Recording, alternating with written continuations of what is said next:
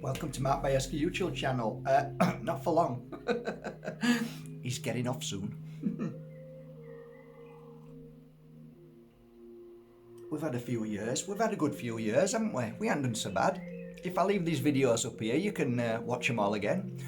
Do a rerun. It'll only take you a year or two. Where you going, Mark? What are you talking about? Well, I know I've been talking about Invoke TV, and we're really working hard to get that up and running. And when it is up and running, somebody said, "What are you going to talk about on there?" And I thought, you know what? I'll tell you what I'm going to talk about. In fact, let's do one talk. What I will do on there, which will give you a new understanding, a new perspective of Mark Bajerski. So let's pretend this is Invoke TV, where we're not censored, we're not demonized, we're not attacked, we're not mocked, we're not ridiculed. We just are going to be in a safe environment, so I can just kind of let my hair down, even though I have there. It's already let down. So let's do a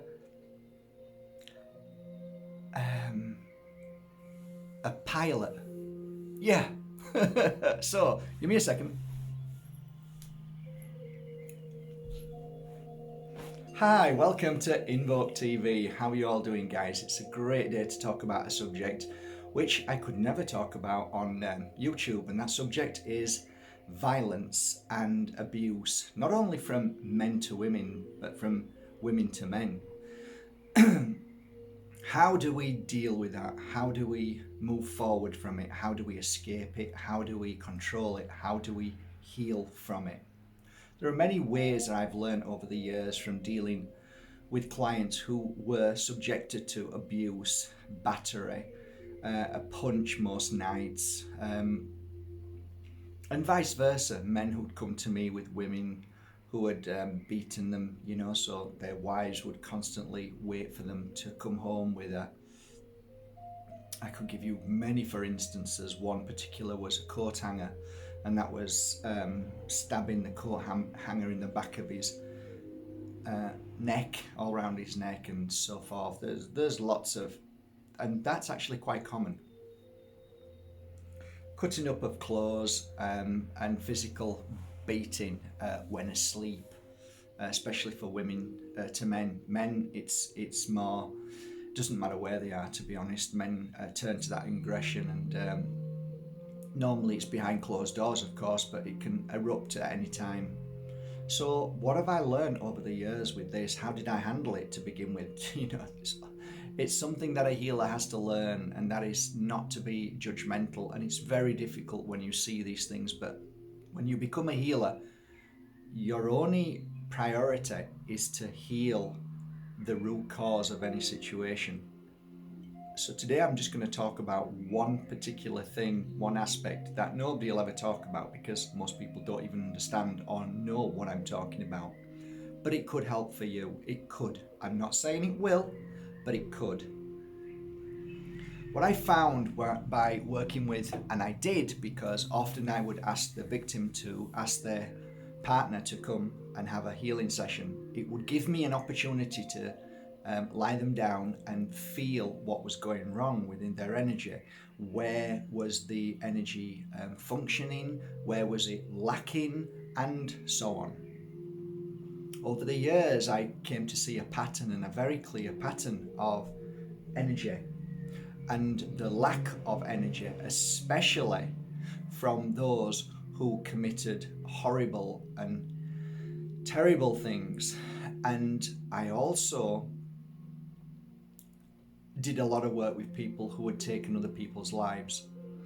And for me, I wanted to stop that. It was essential that I could stop that, or try. So you see, it gets deep. So here's one of the things: if you are in a relationship and it's an abusive relationship, whether it's physical or emotional, whether it's attack verbally or physically, it's the same energy. It comes from the same place. So here goes. if you get a chance and your partner is sat down, your hands are healing hands, okay? That means that you have the ability to heal somebody.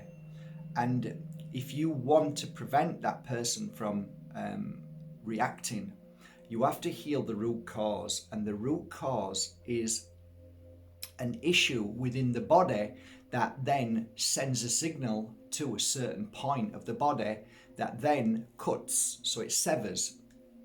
So let me try and explain that in somewhat lame terms. Okay, so imagine you did something that you didn't like. You don't want to think about it anymore, so you will cut that memory off, meaning that nothing will get into that part of the physical.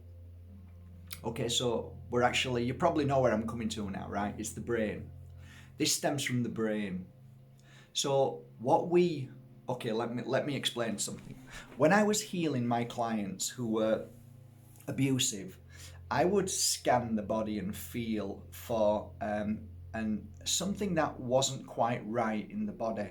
So I've just explained whether it's over energy, where there's too much energy, or there's none there at all.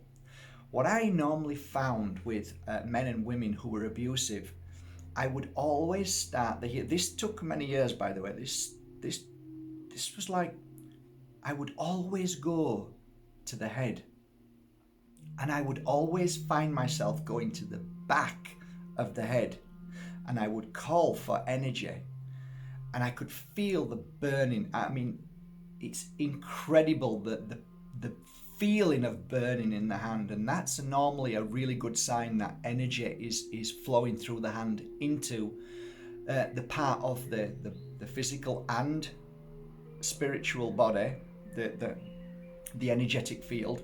So it's not just one physical thing, it's everything, okay? But I always found myself going to the back of the right hand side, or slightly left, depending, but somewhere at the back there. I'm always at the back of the head, and I could be there for anywhere from 15 minutes to an hour, no problem, easily, and found myself never going anywhere else in the body. And you'd think you'd want to go to the heart to strengthen the heart, to make them feel better, but it wasn't a heart thing, it was a reaction thing. And I realized it was something, like I said, at the back of the head that wasn't functioning anymore. So it's a bit like, I guess how could you put it, a lack of feeling or empathy, something at the back of the head. I remember once a doctor sent me a message and said, I'm doing studying at the moment and on healers, and I'm trying to figure out where most healers heal. And I told him the 3 places that I used to heal, and he said, out of those 3 places, which is the stomach, the heart, and the mind, the head, where would you predominantly go for the most healing? And I said the head. And he said, wow, that makes so much sense in the field of work that I do as a doctor. I went, okay, I didn't really understand that, but it was interesting. So what I would say to you, if you were experiencing really bad trauma from the abuse and the physical abuse and the mental and the emotional and all those feelings of a partner who's always attacking you, because he's not always, or she's not always a monster, it's them moments where they're triggered, okay? What you need to do is send energy to the back of the head. So you would keep one hand out like this, or if you sat down, sit with them and just kind of put your hand and watch telly or whatever you do, and the other hand like this, but on your knee, and just leave it there. Be free of thought, and just allow the energy to come through. Don't ask for it, don't want it, it will do it itself. But what you need to do is clear your mind of any thought and feeling. Just clear your mind, because a clear mind allows this energy to flow through you so much easier. If you're thinking about anything, it might be a little bit challenging to get that energy to go through. But the secret is to just, if you're going to put your hand on your partner, then just put it at the back of the head. So just like that. So you put your hand at the back of the head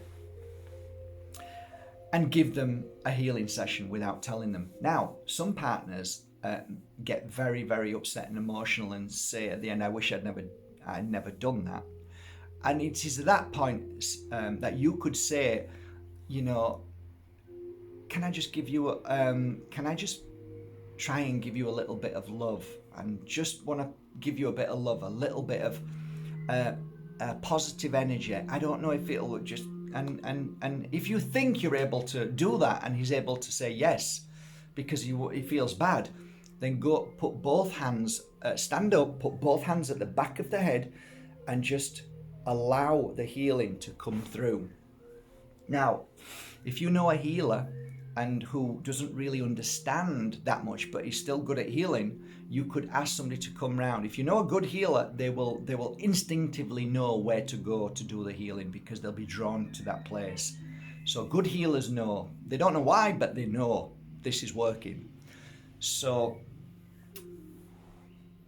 to finalize this short, beautiful and small little bit of information on Invoke TV, and I know it's beautiful because it does help, and it did help, and trust me, it made a massive difference in a lot of people's lives.